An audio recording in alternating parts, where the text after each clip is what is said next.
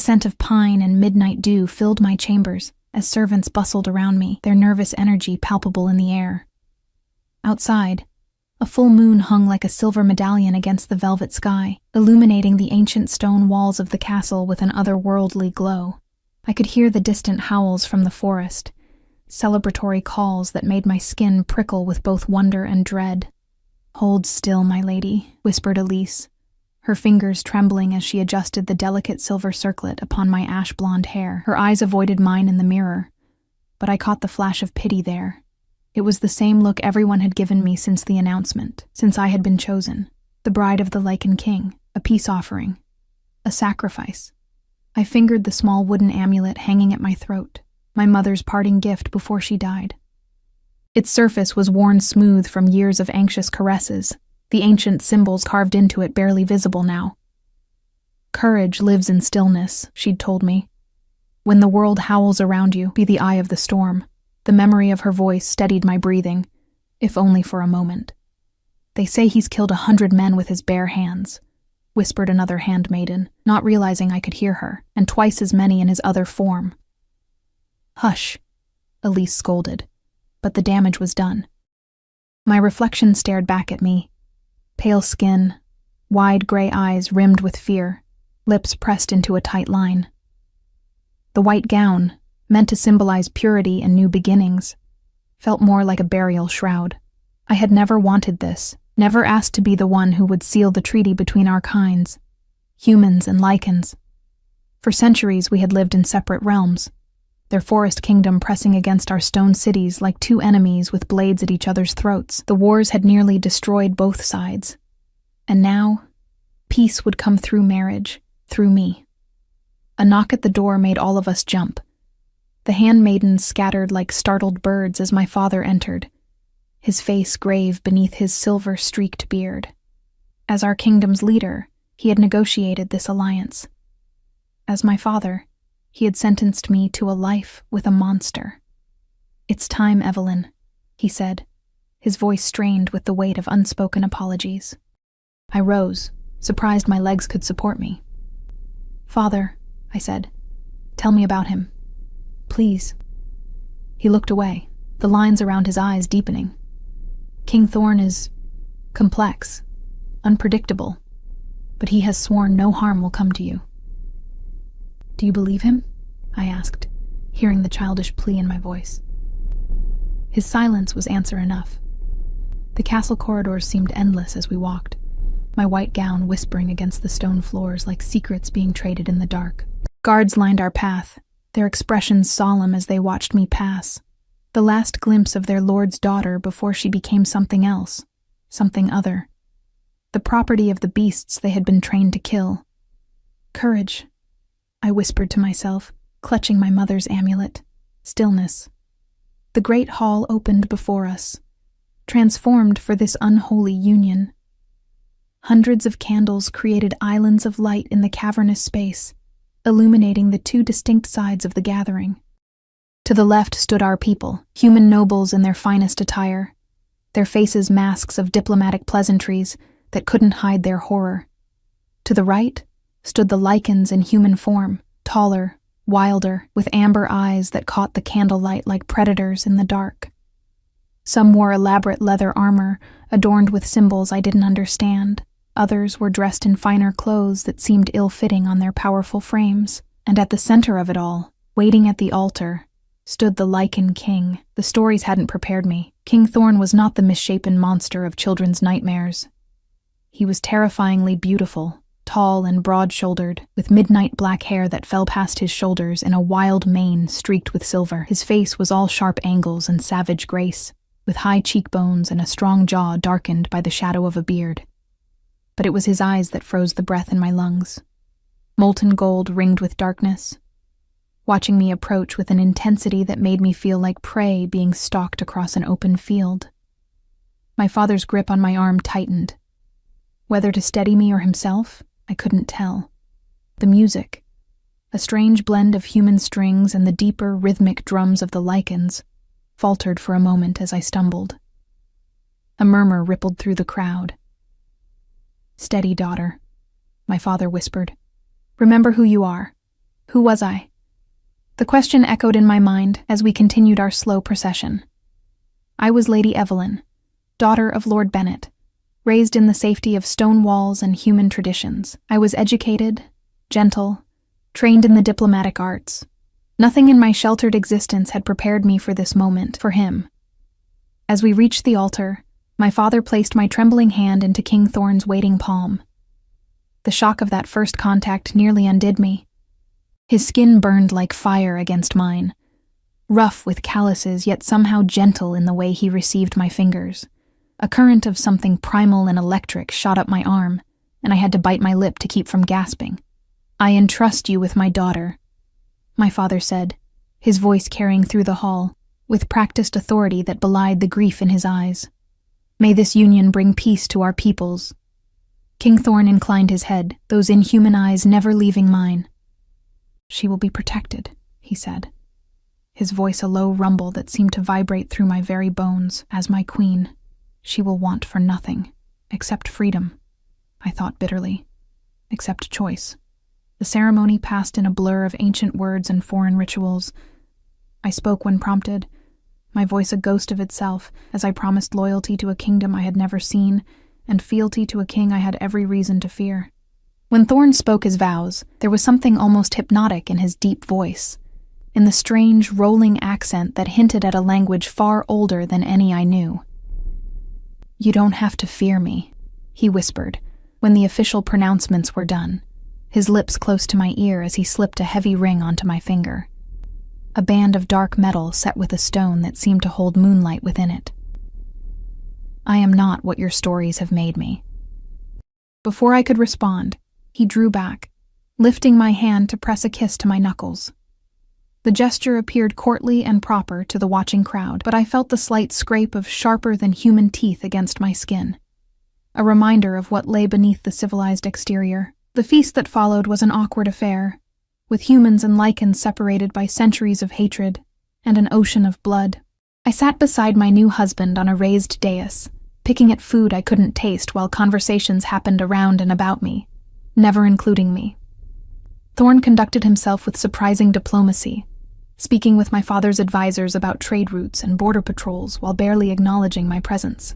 It was only when I reached for my wine goblet and found my hand shaking so badly I nearly spilled it that he seemed to truly notice me again. Without a word, he steadied my grip, his large hand enveloping mine for a brief moment.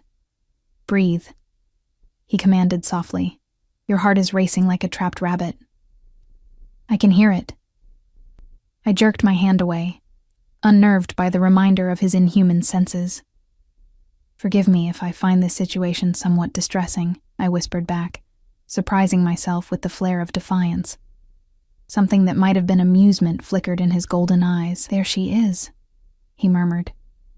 I was beginning to wonder if they'd sent me a ghost instead of a wife. Before I could formulate a response, a commotion broke out at one of the lower tables. A Lycan warrior had risen to his feet, his face contorted with barely contained rage as he argued with a human noble. I recognized Lord Vaughan, one of my father's more volatile military commanders, a man who had lost his entire family in a Lycan raid years ago. "You dare speak of peace while wearing their pelts as trophies?" the Lycan snarled, his voice thick with the beginnings of transformation. I could see the elongation of his teeth, the amber glow brightening in his eyes. Beside me, Thorne went rigid. The temperature of the room seemed to drop as he slowly rose to his feet, and a hush fell over the gathering. "Darius," he said, the name itself a warning that carried across the hall. The Lycan, Darius, immediately lowered his gaze, though the tension in his powerful frame remained. "Forgive me, my king, but this human wears the claws of our fallen as decoration." All eyes turned to Lord Vaughan, who defiantly touched the necklace he wore, a gruesome collection of what I now realized were Lycan claws strung together on a leather cord. My father stood as well. "Lord Vaughan, remove that adornment immediately. It dishonors this occasion. It honors my dead wife and children." Vaughan spat back, his face flushed with wine and hatred. "I will not." His words cut off as Thorne moved. So quickly he seemed to blur, descending from the dais to stand before Vaughan. The Lycan king towered over the human lord, Yet he made no threatening gesture. He simply stood there, power radiating from him in almost visible waves. "You wear parts of my people as trophies," Thorn said, his voice terrifyingly calm. "On the night I take one of yours as my queen." The implication hung in the air, making my blood run cold. One of yours. A trophy. Was that all I was to him? Vaughn's hand went to the sword at his hip, a move so foolish I almost cried out in warning. But before he could draw, my father intervened, stepping between them with a diplomat's precision. "My Lord Thorn, please accept our deepest apologies for this insult. Lord Vaughn will be escorted from the celebration and disciplined accordingly." For a long moment, the Lycan king remained motionless, his back to me, his intention unreadable. Then, slowly, he nodded. "See that he is. The next human I find desecrating our dead will lose the hand that bears the trophies." As guards led Vaughn away, Thorn returned to the dais, his expression now completely shuttered. He resumed his seat beside me as though nothing had happened, but I could feel the coiled tension in him, like a storm gathering strength. "Is that what awaits any who displease you?" I found myself asking, my voice barely audible. "Dismemberment? Death?" He turned those golden eyes on me, studying my face with an intensity that made me want to shrink back. Instead, I forced myself to meet his gaze, calling on whatever scraps of courage I had left. "What awaits those who desecrate the dead is justice," he replied finally. "But you, wife, have nothing to fear from me." Those words again, the same he'd whispered during the ceremony.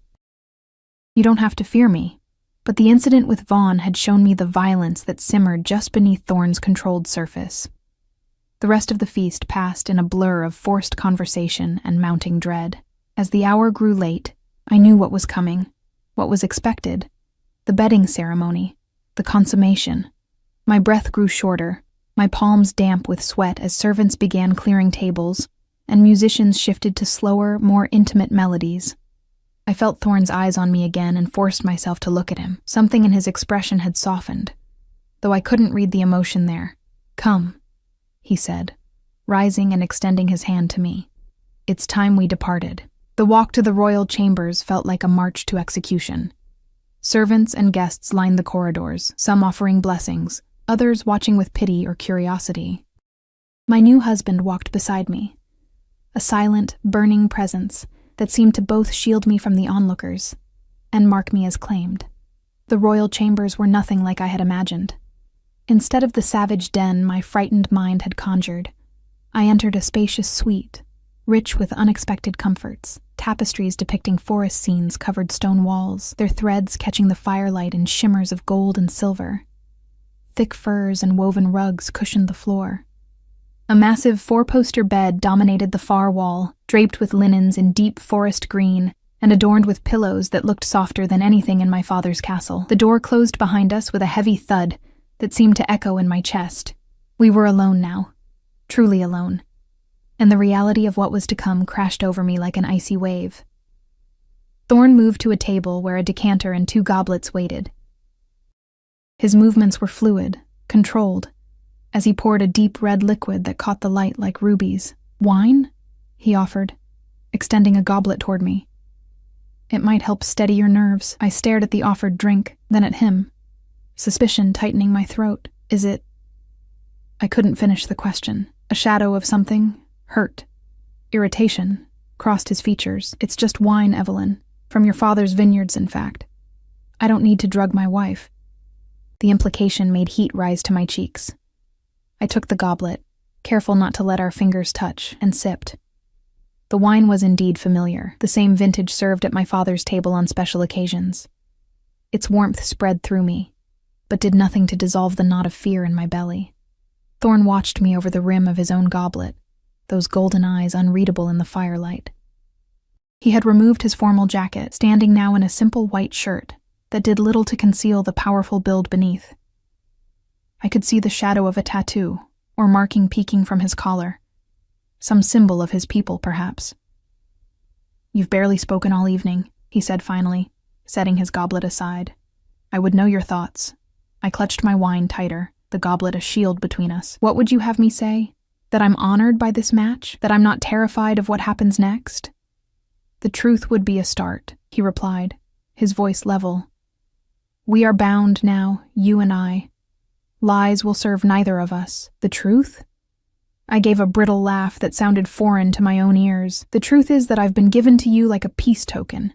I know nothing about you except stories of blood and violence. I've left everything I've ever known to live among those my people have always feared.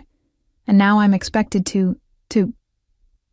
I couldn't finish, my courage failing as my eyes darted involuntarily to the bed. Thorn followed my gaze, then surprised me by moving away from me, toward the window.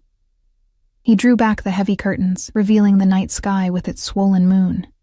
Moonlight streamed in, bathing him in silver that made him look carved from marble. What if I told you, he said without turning, that I had no more choice in this marriage than you did? I blinked, caught off guard by this revelation. What do you mean? Kings don't always rule absolutely, especially kings who inherited thrones soaked in the blood of endless war. He turned back to face me, leaning against the window frame. My counsel demanded this alliance. My warriors were weary, our numbers dwindling. I could continue fighting until the last of us perished, or I could bend. And I was the price of bending, I said softly. Something flickered in his eyes, a brief flash of gold that seemed to ignite and then dim. Yes. Though I would prefer to think of you as the bridge, not the price. I set my goblet down and wrapped my arms around myself, suddenly chilled despite the fire's warmth. And now? What happens now?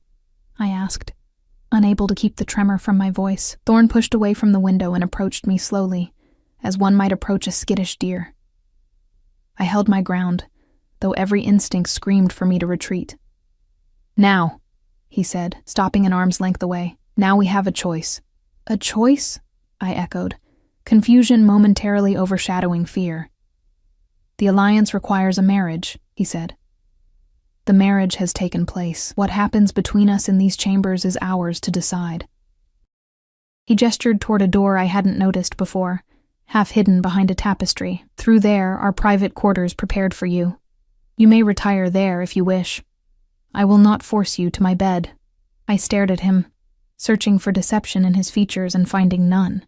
But the consummation, the treaty, will stand. He cut in firmly. I have signed it in blood, as has your father. No one need know the details of our private arrangement. Hope, fragile as a butterfly's wing, fluttered in my chest. And when they expect an heir, when your people expect you to take a true Lycan mate instead of a human wife who cowers at your touch. His jaw tightened, a muscle working beneath the shadow of his beard. Those are concerns for tomorrow. Tonight I'm offering you choice, something neither of us has had much of lately. I studied him. This Lycan king who defied all I'd been told to expect. He stood there, powerful and patient. The most dangerous creature I'd ever encountered offering me mercy I hadn't thought possible. Why? I asked, the question barely above a whisper. Why show me this kindness? Thorn's expression softened almost imperceptibly. Because fear is a poor foundation for anything that must last. And this peace must last, Evelyn. Too much depends on it. He moved past me toward the main door, his scent, wild and woodsy, like pine after rain, momentarily enveloping me. I have matters to attend to. The choice is yours. I will return later. And then he was gone, leaving me alone with my thoughts and the echo of his words. You don't have to fear me. I sank onto the edge of the bed, my legs suddenly too weak to support me. My mind raced, analyzing his words, his offer, searching for the trap. There must be a trick, some Lycan subterfuge I was too naive to recognize, and yet, the relief that flooded through me at the thought of reprieve was so powerful, it brought tears to my eyes. I moved to the hidden door he had indicated, half expecting it to be locked. It opened smoothly to reveal a smaller but equally comfortable chamber, with its own hearth, a dressing area, and a bed sized for one. My trunks had been brought up and unpacked, my few possessions arranged with care. On the pillow lay a single night-blooming flower, its petals pale as moonlight. The sight of it, this small, unexpected gesture, broke something in me. The tears I'd been holding back all day spilled over, and I sank to the floor, clutching my mother's amulet as silent sobs racked my body. I cried for the home I'd left, for the future I'd feared, for the confusion this strange mercy had awakened in me. When the storm of emotion finally passed, I rose and mechanically prepared for sleep, washing away the ceremonial cosmetics and changing from my wedding gown into a simple nightdress. I should have felt relieved, grateful for the unexpected reprieve. Instead, I felt untethered, as though the script I'd been dreading had been rewritten without warning, leaving me unsure of my role. Sleep eluded me despite my exhaustion. I lay awake, listening to the unfamiliar sounds of this foreign castle, the distant howl of wolves, the creak of ancient stone, the whisper of wind through hidden passages. Hours passed. I heard Thorn return to the main chamber, heard the soft sounds of him moving about, preparing for his own rest. Eventually, silence fell. Driven by a curiosity I couldn't explain, I rose and crept to the door that connected our rooms. Pressing my ear against it, I strained to hear any sound from the Lycan King's quarters. Nothing. Had he shifted to wolf form to sleep? Did Lycans sleep as humans did at all? The questions multiplied in my mind, along with a strange, unwelcome pang of loneliness. I was a stranger in a strange land, married to a stranger who was himself a mystery. The thought should have terrified me anew. Instead, I found myself wondering what secrets lay behind those golden eyes. What history had shaped the man who had offered me choice when he could have demanded submission? Courage lives in stillness, my mother had said. Perhaps tomorrow I would find the courage to truly see the man I had married, to look beyond the monster of legend to whatever truth waited beneath. With that thought, I finally surrendered to sleep, my dreams filled with golden eyes and the scent of pine after rain. I awoke to sunlight streaming through windows I didn't recognize, and the disorienting moment of forgetting where I was. Reality rushed back as my gaze fell upon the wedding ring on my finger, the dark metal and moonstone marking me as the Lycan Queen. Sitting up, I noticed a tray of food had been placed on the small table near the window. Fresh bread, fruits, and what smelled like herbal tea.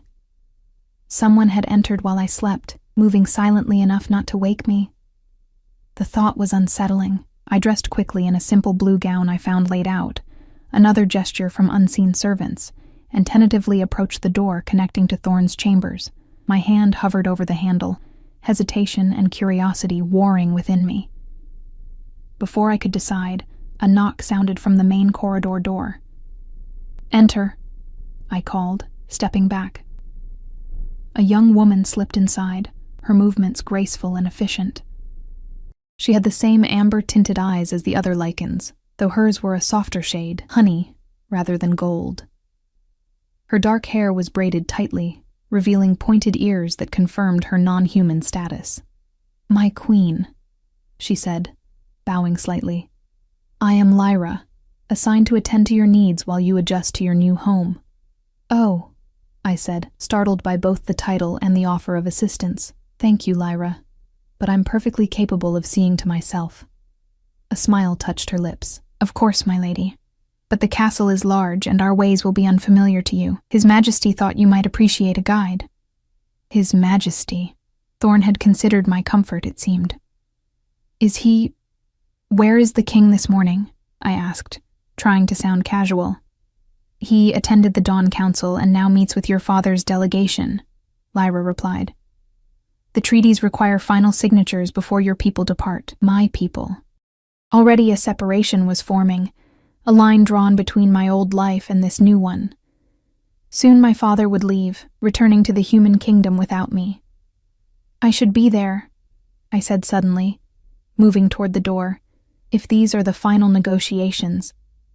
"The king requests your presence in the South Garden when you're ready," Lyra interrupted gently. "He thought you might prefer to bid your family farewell in private." The consideration in this gesture struck me again. Thorn was nothing like the brute I'd expected. Each revelation made him more confusing, more difficult to categorize neatly as enemy or ally. Lyra guided me through corridors of stone and wood, pointing out important locations: the library, the great hall, the passages to the kitchens and training yards. The castle was a blend of human architecture and something wilder, with spaces that opened unexpectedly to the sky and living trees incorporated into the structure itself. We passed Lycan guards and servants, all of whom bowed respectfully. their curious gazes following me after we passed. "They're just curious," Lyra explained, noting my discomfort. "We've had human visitors before, but never a human queen."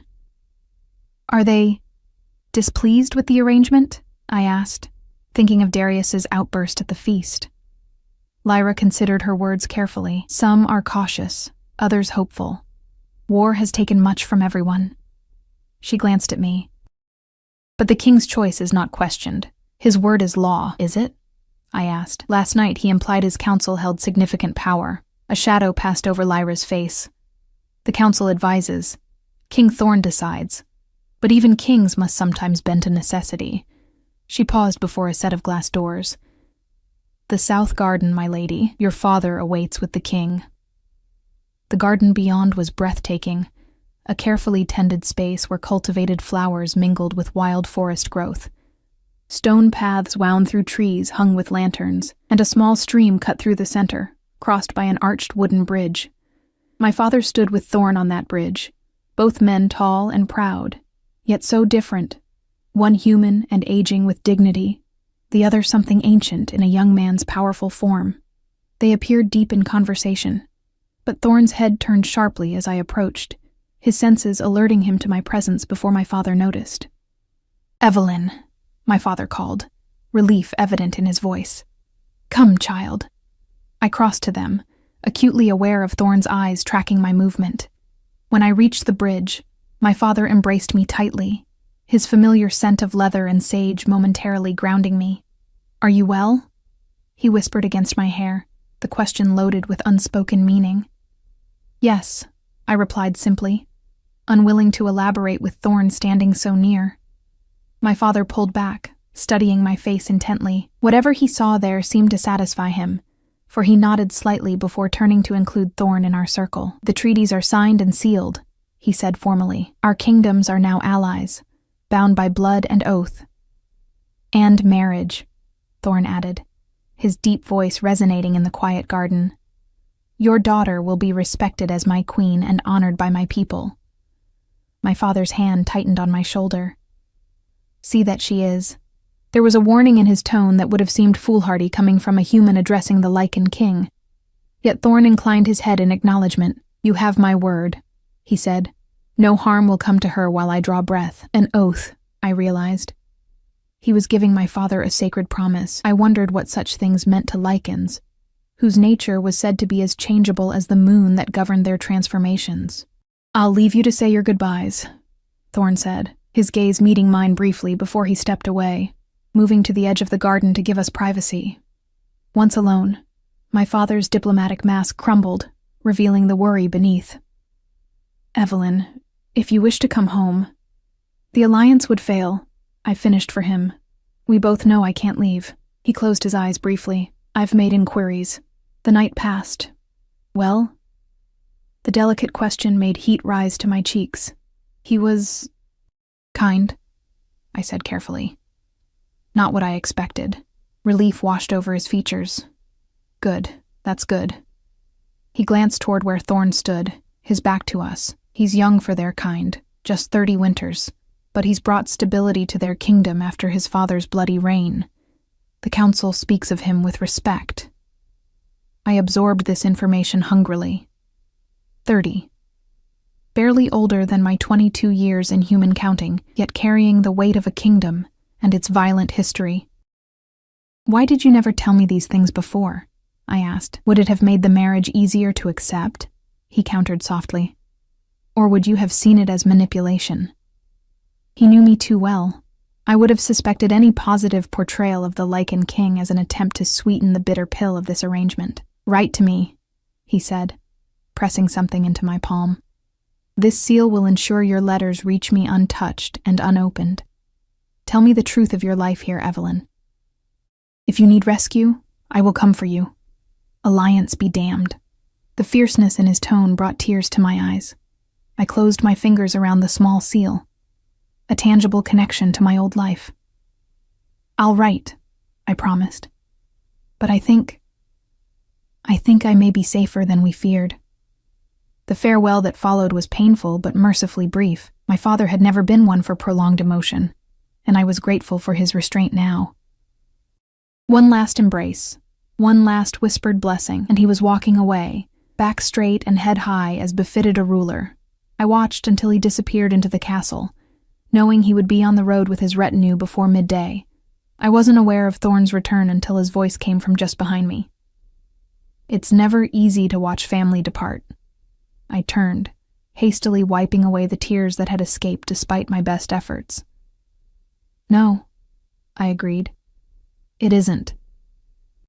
He stood closer than I expected, and I found myself looking up into those strange golden eyes that seemed to see more than I wished to reveal. In daylight, I could better observe the details of his face. The faint scars that spoke of battles survived, the tiny flecks of darker amber in his irises, the way his black hair caught blue highlights in the sun. "Thank you," I said suddenly, surprising us both, for last night, for the choice. Something shifted in his expression, a subtle softening around the eyes, a slight relaxation of his jaw. "You're welcome, Evelyn." The sound of my name in his voice stirred something unexpected within me, not fear, but a strange, fluttering awareness I quickly suppressed. "Come," he said, gesturing toward a stone bench beneath a flowering tree. "Sit with me a while. There are things you should know about your new home." I followed, maintaining a careful distance as we sat. The bench was wide enough for that, at least. A silence fell between us, not entirely uncomfortable, as a breeze stirred the garden around us. "Ask your questions," he said finally. "I know you must have many." He was right. Questions had been building since our first meeting, since the moment I'd learned of my fate, really. But now, faced with the opportunity to voice them, I struggled to choose where to begin. "Your people," I said finally.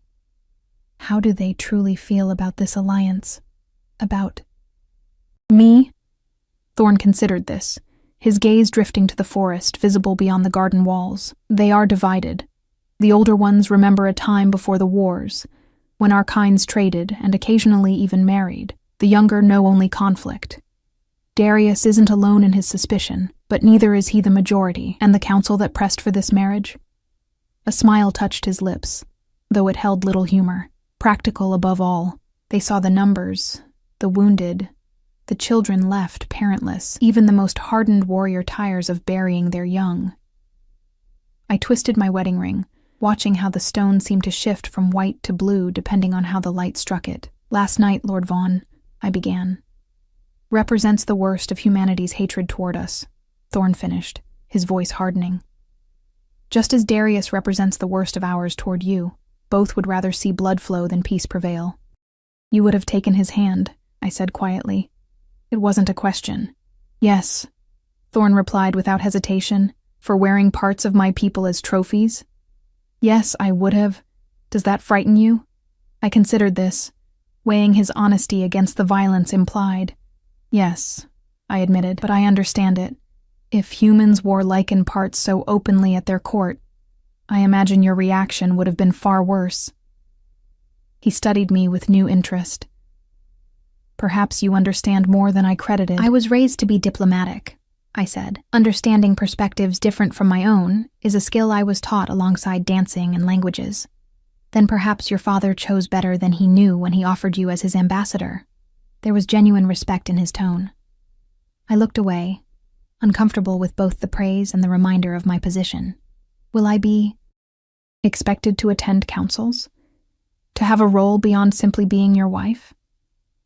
Thorn leaned forward slightly, resting his elbows on his knees. "What role would you want, Evelyn, if choice were truly yours?" The question caught me off guard. No one had asked what I wanted since the arrangement was announced. I had been a piece moved across a game board, my future plotted without my input. I hesitated, afraid to voice desires that might be used against me. But something in Thorn's patient silence encouraged me to continue. "I would want to understand your people, to learn your customs, your history. If I'm to be queen in more than name, I should know those I supposedly lead." Approval warmed his expression. "A wise approach, and yes, that role can be yours, if you wish it, though it won't be easy. Some doors will remain closed to you until you've proven yourself." "Because I'm human," I stated. "Because you're new," he corrected. Trust is earned slowly among my kind. We live long lives and have longer memories. A question that had been burning in me suddenly surfaced. How long? I asked. Your lives, I mean. The stories say that we're immortal? He gave a short laugh. No, but we age more slowly than humans. 2 centuries is common, 3 for those of royal bloodlines. The information hit me like a physical blow. 2 centuries. I would be dust in the ground while he remained in his prime. Our marriage, intended to last generations of peace, would be but a brief chapter in his extended life. He must have read the realization on my face. That troubles you. It's unexpected, I managed, my mind racing with implications. Children of such a union would carry both bloodlines, aging somewhere between our peoples, he finished. Such offspring are rare but not unheard of in our history. Children. The word hung between us, a reminder of expectations I wasn't ready to confront. I rose suddenly, needing movement to calm my racing thoughts. Thorn remained seated, allowing me space as I paced the small area before the bench. You've given me much to think about, I said finally, stopping before him. He nodded. Time is something we have, despite the council's pressure, despite the expectations of both our peoples. What grows between us can develop at its own pace. The consideration in this statement, this acknowledgement that whatever our relationship became would be built, not forced, eased something tight within my chest. Thank you, I said again, finding myself genuinely grateful for his patience. A horn sounded from the direction of the castle. 3 short blasts followed by 1 long tone. Thorn stood immediately, his posture shifting to alertness. What is it? I asked, tension returning. Visitors at the northern border, he replied, already moving toward the castle. Unexpected ones. I hurried to keep pace with his longer strides. Is it trouble? Uncertain. His face had closed again, becoming the mask of kingship I'd glimpsed during the wedding feast. Return to your chambers, Evelyn. I'll send word when— No, I interrupted, surprising myself with my boldness. If I'm to be queen, I should be present for matters of state. He paused, regarding me with an unreadable expression.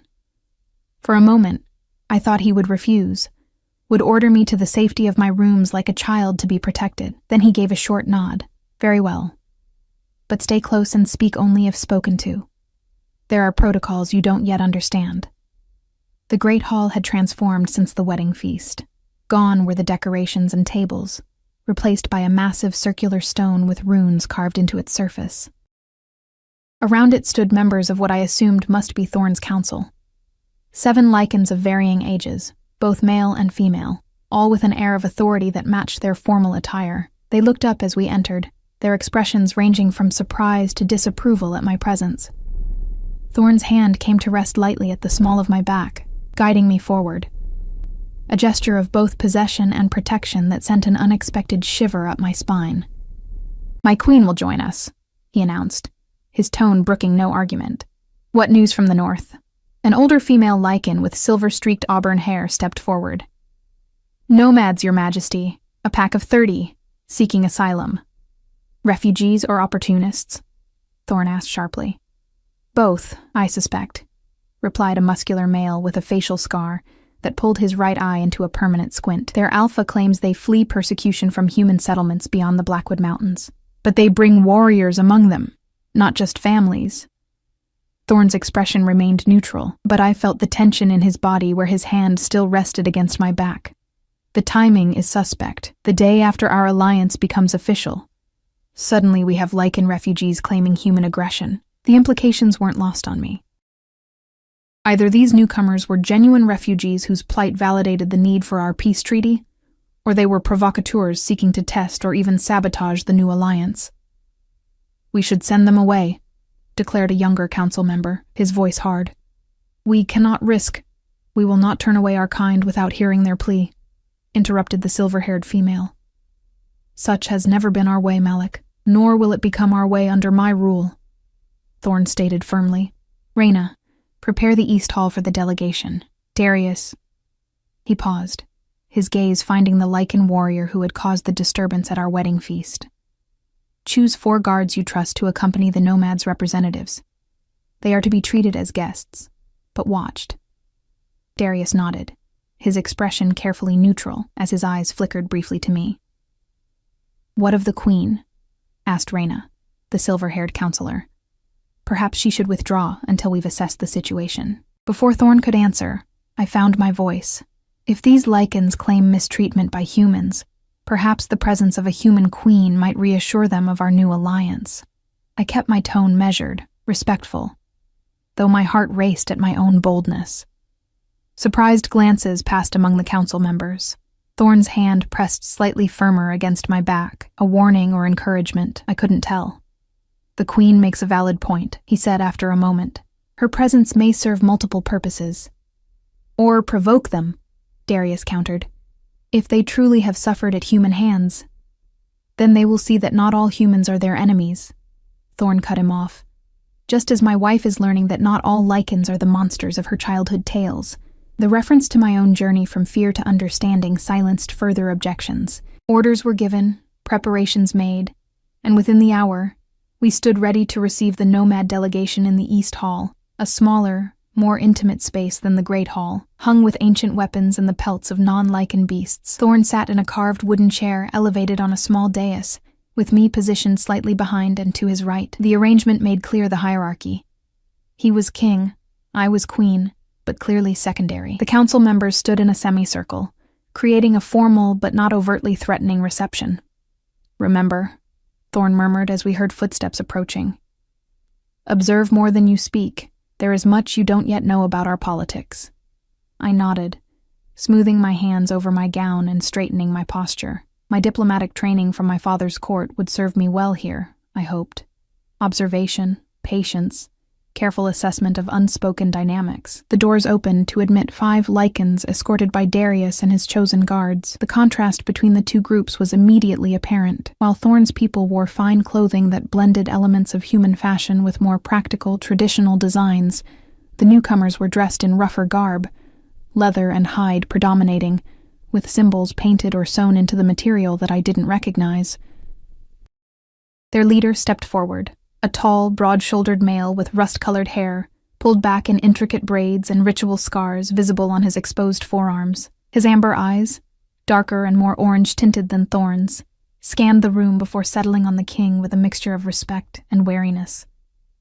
"Your Majesty," he said, placing his right fist over his heart, in what I assumed was a traditional greeting. "I am Rafe, Alpha of the Moonstone Pack. We seek shelter within your territory and the protection of your rule." Thorn acknowledged the greeting with a slight inclination of his head. "You claim to flee human persecution, yet you arrive the day after I sign a peace treaty with the human kingdom. Explain this timing." Rafe's jaw tightened. "We've been traveling for weeks, sire. The mountains are treacherous this season, and we have cubs among us. As for the humans..." His gaze shifted briefly to me, a flicker of surprise crossing his features. "We come from beyond the eastern settlements. 3 moons ago, a new leader rose among them. A hunter who has made his reputation killing our kind. He calls himself the Purifier." Murmurs rippled through the council. The title struck a chord of recognition in me. There had been rumors in my father's court of a radical faction forming in the eastern provinces, led by a charismatic zealot who preached the complete eradication of Lycans as the only path to human security. "Lord Thorn," I said quietly, stepping forward slightly. All eyes turned to me, and I felt Thorn's attention sharpen. "If I may, there have been reports of such a man in our eastern territories. My father sent envoys to investigate, but the region is remote, difficult to govern." Rafe's eyes widened slightly. "You keep a human as consort?" he asked Thorn, clearly misunderstanding my position. "This is Queen Evelyn," Thorn corrected, his voice carrying a warning edge. "My wife and partner in the alliance between our kingdoms. You will show her the respect her station commands." The nomad Alpha looked genuinely shocked, his gaze moving between us with new calculation. "Forgive me, your majesties. We had not heard of such progressive developments. The alliance is new," Thorn replied, "but firm. If your tale is true, it represents exactly the kind of aggression our treaty seeks to prevent. Continue." Rafe seemed to gather himself. "This Purifier has gathered an army of sorts. Humans who lost family in the wars, or simply hate our kind. They hunt in coordinated groups, using silver weapons and fire. We lost 7 pack members before deciding to flee. His voice roughened with emotion, including 2 cubs. The admission sent a chill through me. Children. Whatever the politics surrounding this situation, the death of innocent young ones was unconscionable. Thorn's expression had hardened to stone. You have evidence of these attacks? Witnesses beyond your pack? We encountered others fleeing the same region, Rafe confirmed. Some continued north, believing the mountains would provide better protection. And we have this. He gestured, and one of his companions stepped forward, unwrapping a cloth bundle to reveal a weapon that made several council members hiss in recognition. It was a crossbow bolt, but unlike any I'd seen before. The shaft was etched with symbols, and the head was an unusual silvery metal formed into barbs that would be devastating to remove. Silver, Reyna said grimly, studying the bolt without touching it, with wolfsbane resin in the grooves. This is a weapon designed specifically to kill our kind. Thorn's gaze met mine briefly, something unspoken passing between us. This purifier represented exactly the kind of hatred our marriage was meant to combat. If he was real, if these attacks were happening beyond my father's direct control, our alliance faced its first test sooner than anyone had anticipated. You and your pack will be given temporary quarters in the Western Forest settlement, Thorn decided. Food, medical care, and protection will be provided. In return, you will submit to our laws and the authority of my appointed representatives. Relief washed over Rafe's weathered features. Thank you, Your Majesty. We ask nothing more than safety for our young and a chance to contribute to your kingdom. Your gratitude is noted, Thorn replied formally. But understand this. If I discover you have misrepresented your situation or intentions, the consequences will be severe. My kingdom's peace is not to be trifled with, especially now. The warning was delivered calmly, but with unmistakable threat. I watched Rafe's reaction carefully, looking for signs of deception or resentment. He showed neither, only bowing his head in acceptance. Darius will see to your immediate needs, Thorn continued. Council dismissed, though I would speak with Reyna and Malik privately. His hand touched my elbow lightly, and my queen will join us. As the others filed out, Rafe's gaze lingered on me with open curiosity. I met his eyes steadily, refusing to appear intimidated. Whatever judgments he was forming about a human queen in a Lycan court, I would not validate any assumption of weakness. When the hall had emptied save for the 4 of us, Thorn's formal posture relaxed slightly. Speak freely, he told the 2 counselors. What do you make of this?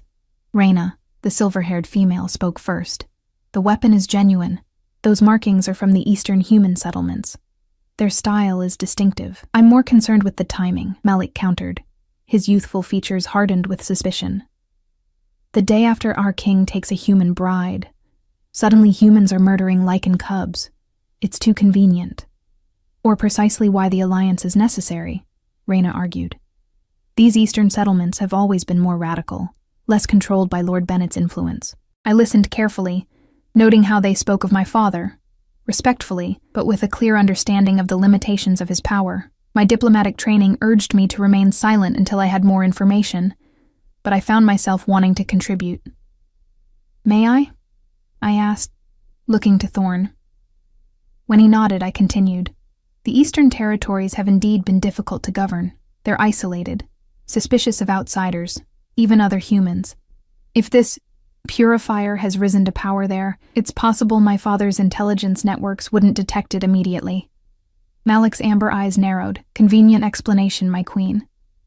Malik, Thorn warned, but I raised a hand slightly. No, let him speak, I said. Suspicion goes both ways. I understand that.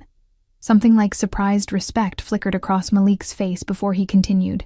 This could be an attempt to test our new alliance, to see if the king will choose his human wife's people over the protection of his own kind. Or it could be exactly what it appears, Reyna countered. Desperate refugees fleeing persecution. Or both, Thorn said grimly. A genuine crisis being manipulated for political purposes. He turned to me.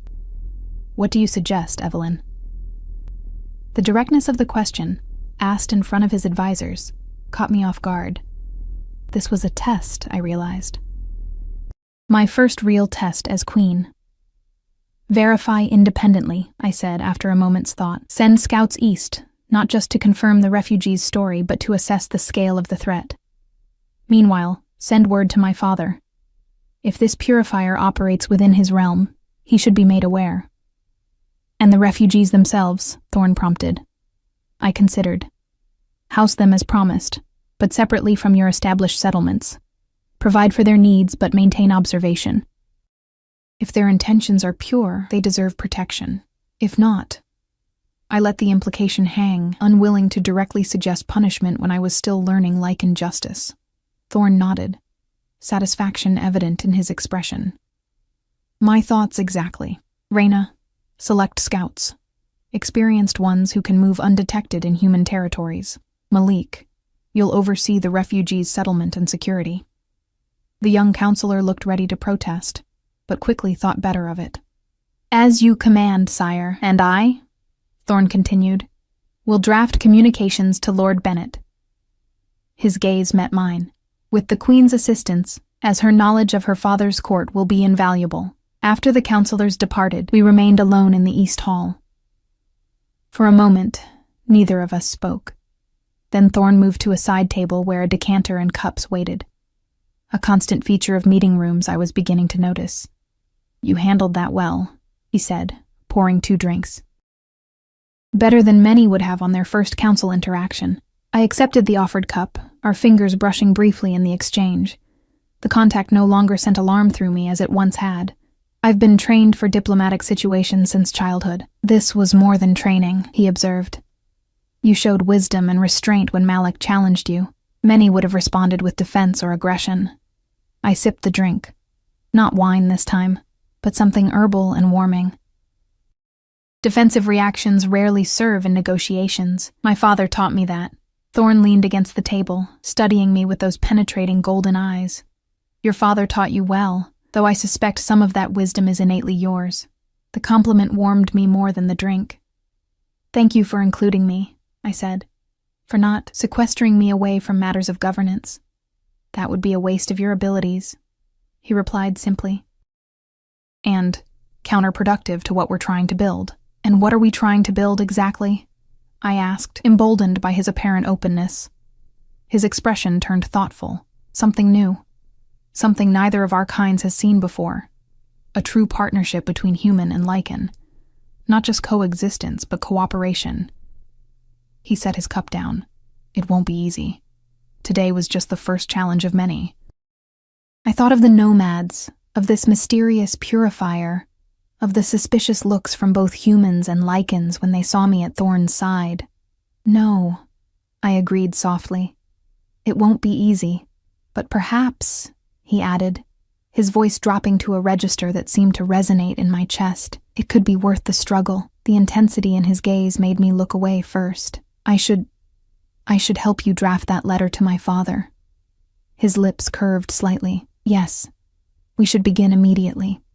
The following weeks passed in a blur of new routines and unexpected discoveries. Morning council meetings where I observed more than participated, learning the rhythms of Lycan governance. Afternoons spent exploring the castle and surrounding grounds, always with Lyra as my guide and subtle guard. Evenings in Thorn's company, sometimes discussing kingdom matters, sometimes simply sharing quiet moments in his study as he worked, and I read from his extensive library. Each night I retired to my separate chamber, our arrangement unchanged yet somehow shifting in meaning. What had begun as merciful distance now felt like a space for something to grow at its own pace, trust perhaps, or understanding. Maybe something more. The nomad Lycans settled into their assigned territory with apparent gratitude, though Malik's reports indicated they maintained a certain insularity, mixing little with Thorn's established packs. The scouts had not yet returned from the east, and my father's reply to our missive expressed concern, but limited knowledge of this so-called purifier. I was adapting faster than I would have thought possible. The strange foods became familiar, the castle's winding passages navigable, the Lycan customs less foreign. I found unexpected allies among the council. Reyna had taken me under her wing, explaining traditions and history with grandmotherly patience. Even Darius had thawed slightly after I'd shown interest in the training of young warriors, asking intelligent questions about their defensive techniques. It was a full moon night when everything changed. I had been warned that the castle would be nearly empty, as most Lycans preferred to run free under the full moon's influence. Even those who maintained human form during this time often joined the traditional hunt, a night of pack bonding and primal expression that remained closed to outsiders. "Will you transform as well?" I had asked Thorn that morning as we broke fast together, another new routine. He had hesitated before answering. "Yes, it is expected of the king to lead the hunt." I had nodded, trying to hide my disappointment at another evening alone. "I understand." "Do you?" he had asked, his golden eyes searching my face. "What do you understand about the full moon and its meaning to us?" I had faltered under his direct gaze. "Only what stories tell, that the pull is stronger, the change more complete. It's more than physical transformation," he had explained. "It's communion with our deepest nature, a reminder of who and what we are beneath the trappings of civilization." His description had stirred my curiosity, but I knew better than to ask to witness it. Some boundaries remained uncrossed. Now, as twilight deepened into night, I stood on my balcony watching the full moon rise above the forest. A perfect silver disk casting the world in ghostly radiance. From the woods came distant howls, beautiful, haunting sounds that raised goosebumps along my arms. The Lycan chorus, celebrating their true nature beneath the light that governed their existence. A soft knock at my door startled me from my reverie. Opening it, I found Lyra, her expression unusually solemn. "My queen," she said, bowing slightly. "The king requests your presence in the northern courtyard." Surprise and confusion fluttered through me. "Now? But the hunt has been postponed for an hour," she finished. "Please, come quickly." I followed her through deserted corridors, my curiosity mounting with each step. The northern courtyard was a secluded space I had visited only once before, a stone-walled garden with a clear view of the mountains beyond. Thorn waited there alone, his tall figure silhouetted against the moonlight. He wore a simple black tunic and leggings, his feet bare against the stone, his hair unbound around his shoulders. He turned as we approached, and my breath caught at the sight of him. His eyes had changed, glowing more intensely than I had ever seen, the gold now ringed with an almost reddish fire. Lyra melted away without a word, leaving us alone in the moonlit courtyard. "Evelyn," he said, his voice deeper, rougher than usual. "Thank you for coming." I moved closer, drawn by something I couldn't name. "Why did you postpone the hunt?" "Because there's something I want to share with you first." He held out his hand. "Something I want you to understand about me, about us, before we go further in this journey together." I hesitated only briefly before placing my hand in his. His skin burned hotter than usual, his grip careful as though aware of his increased strength. "The stories humans tell about us focus on the violence of our transformation, the loss of control, the bloodlust," he said quietly. "Some of that has basis in truth, for the young, for the untrained. But for those of us born to this power, the shift is not loss, but expansion. Not madness, but clarity." I swallowed, suddenly understanding what he was offering. "You want to show me your other form. I want you to see me," he corrected. "All of me. Without fear, without misunderstanding." His fingers tightened slightly around mine. "But only if you wish it. Choice again." Always he returned to that, allowing me to set the pace, to determine the boundaries between us. The respect in this gesture moved me deeply. "Yes," I whispered. "Show me." He released my hand and stepped back, moving to the center of the courtyard where moonlight pooled like liquid silver. For a moment he stood still, face tilted toward the moon, a look of reverence and joy transforming his features. Then he closed his eyes. The change began subtly, a ripple across his skin, a deepening of his breathing. Then came the sounds, not the agonized screams of legend, but a low, resonant growl that seemed to come from the earth itself. His body shifted, elongating, muscles swelling and reforming beneath his skin. The transformation was both beautiful and terrifying to witness.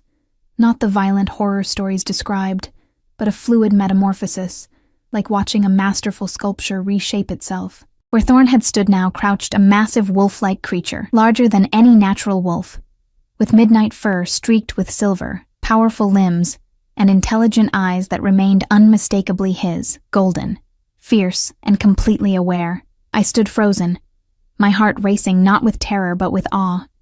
He remained motionless, allowing me to absorb the reality of him, to reconcile this form with the man I had come to know. Slowly I moved forward, each step deliberate until I stood before him. Up close, I could see the details stories never mentioned.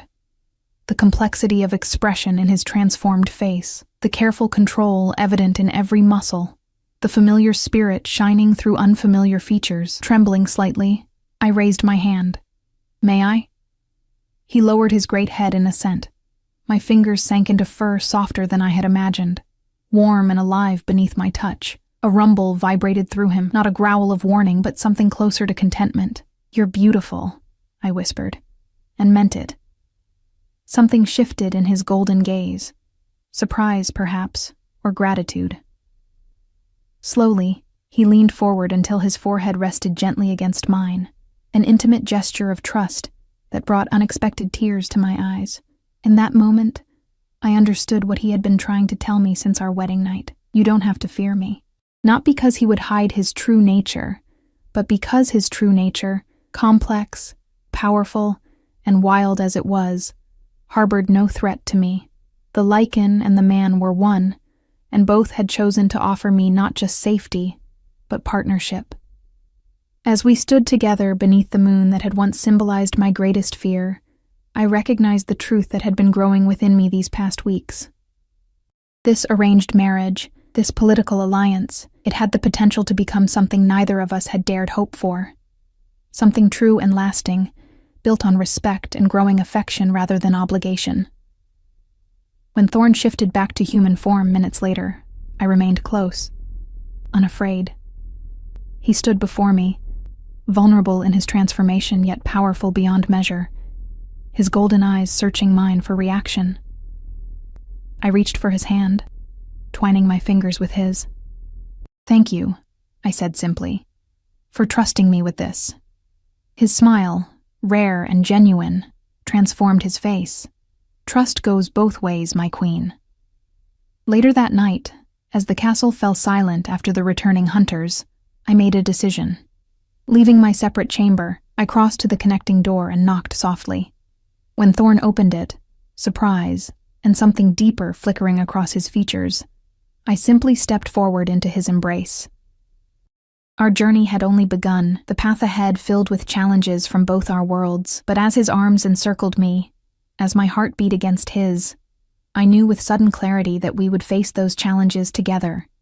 Not as human and Lycan, not as political allies, but as partners who had chosen each other despite every reason to remain apart. "You don't have to fear me," he had whispered on our wedding night, and finally, completely, I didn't.